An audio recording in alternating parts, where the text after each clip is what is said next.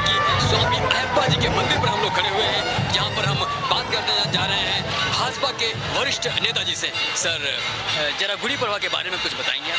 देखो, पिछले 2 सालों से गुड़ी पड़वा का जिस प्रकार से पर्व मनाया जाना चाहिए था वो मना नहीं सके थे, तो इस बार लोगों में एक अनोखा उत्साह देखने को मिल रहा है। और विशेष कर जो हिंदुओं का नया साल होता है, और जब हिंदू कहलाने में आज हमको गौरव भी होता है, और सभी राज्यों में इस त्यौहार को बहुत ही धूमधाम से सजावट होती है और उसका सेलिब्रेशन होता है। और ये जो त्यौहार है जिसके माध्यम से हम अपने हिंदू संस्कृति को जीवित रख सकते हैं, छोटे छोटे बच्चे अलग अलग वेशभूषा में आते हैं, तो ऐसे त्योहारों का आयोजन निरंतर होना चाहिए, जैसे अपनी संस्कृति का जतन हो और नई पीढ़ी को पता चले कि हिंदुओं के नए त्यौहार के बारे में उसको जानने को अवसर मिले। सर, जो अयोध्या में राम मंदिर बन रहा है, इसके बारे में आपके क्या विचार हैं कि ये कब तक बन जाना चाहिए? लगभग अयोध्या में जो राम मंदिर बन रहा है वो समय पे बनेगा। जिस समय पर उसका भूमि पूजन हुआ था और उसी समय पर कहा गया था कि ये साल में राम मंदिर का भव्य निर्माण संपन्न होगा, तो वो जो तय टाइम के अनुरूप मंदिर का निर्माण होगा। राम मंदिर का श्रेय किसे मिलना चाहिए? स्वाभाविक है कि बीजेपी है, विश्व हिंदू परिषद है, राष्ट्रीय स्वयंसेवक संघ परिवार को ही मिलना चाहिए, क्योंकि जब हम 2 सांसद थे तब भी हम अयोध्या के राम मंदिर के बारे में बात कर रहे थे, और आज भी हमने वो कर दिखाया। तो स्वाभाविक है कि ये जितनी भी हिंदू शक्तियाँ हैं उसे मिलना चाहिए। सर, ये आज गुड़ी पड़वा का त्यौहार है और संयोग से आज ही नवरात्र का भी प्रारंभ हो रहा है, तो इस नवरात्र में पूरे उत्तर प्रदेश में मांस मछली को बैन कर दिया गया है। यहाँ पर ऐसा होना चाहिए या नहीं, ये आपके क्या विचार इसके बारे में? देखो, ऐसा है कि यूपी में कुछ जिलों में किया, पूरे उत्तर प्रदेश में नहीं किया, जैसे मेरे पास जो जानकारी है। और नवरात्रि का जो त्यौहार है वो कोई संजोग से नहीं है। चैत्र महीना शुरू होता है, गुड़ी पड़वा शुरू होता है, माता जी की आराधना शुरू होती है। एक्चुअली तो देखा जाए तो 4 नवरात्रा होती है, 3 महीने में होती है। ये नवरात्र, चैत्र की नवरात्रि का महत्व ज़्यादा है, और आसो महीने में जो नवरात्रि आते हैं उसका बाद में दिवाली का त्यौहार आता है।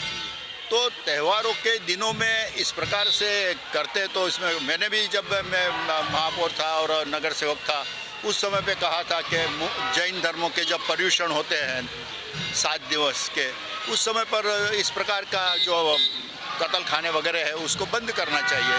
और जो नॉनवेज खाने वाले लोग हैं वो को 7 दिन दोनों टाइम नॉनवेज नहीं खाते हैं, तो जैसे हम लोग उनके त्यौहार में रिस्पेक्ट देते हैं, तो ऐसे हमारे त्यौहार में भी रिस्पेक्ट देना चाहिए, इसमें कोई बुरी बात नहीं है। अच्छा सर, उत्तर प्रदेश में कुछ प्रदेशों के जिलों के नाम चेंज कर दिए गए हैं, तो वहाँ पर आज ही मैंने पढ़ा कि कोई सांसद ने मांग किया है कि मेरे जो गांव, मतलब शहर का नाम है, मत विस्तार का नाम है, उसे बदलना। उसमें कोई बुरी बात नहीं है। अब समझो अकबर रोड का नाम बदला कि औरंगजेब रोड का नाम बदला, तो वो लोग कौन थे?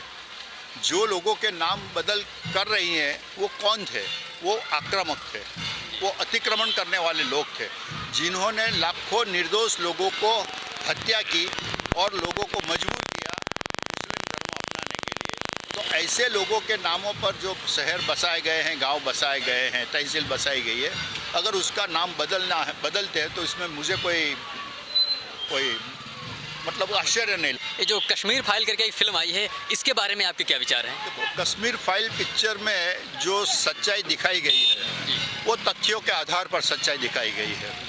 जब 1988 में या 90 उस साल में कश्मीरी पंडितों की कत्ल हुई और वहाँ से वो हिजरत करके चले गए, उस समय पर जो गवर्नमेंट थी उन्होंने इतना ज़्यादा इस चीज़ को फोकस नहीं किया था।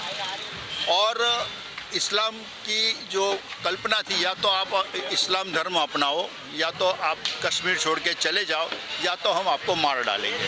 ये कश्मीर में तो हुआ ही है, जो वास्तविकता दिखाई है, लेकिन हिंदुस्तान के अलग अलग शहरों में भी इस प्रकार की बातें दिखाई गई है।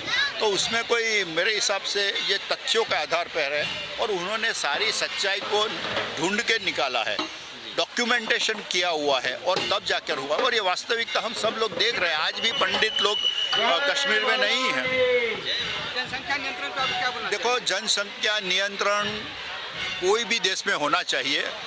जबकि हमारे देश की जो सोर्सेस है वो धीरे धीरे कम हो रहे हैं। और अगर इसी तरह से हमारी आबादी बढ़ेगी तो हम पूरे जो आत्मनिर्भर होने का मोदी जी का जो स्वप्न है वो हम कहीं ना कहीं पर निर्भर हो जाएंगे।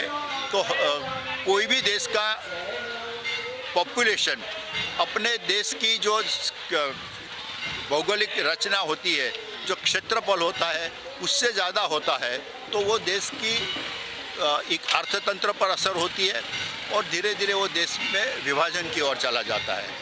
तो और वो परिवारों के लिए भी अच्छा है, विशेष करके एक समुदाय के लोगों की आबादी बढ़ रही है क्योंकि उनको या तो आबादी के आधार पर इस्लाम लाना है या तो डरा कर धमका कर लाना है या बंदूक रख कर लाना है। तो जन नियंत्रण कानून का हम स्वागत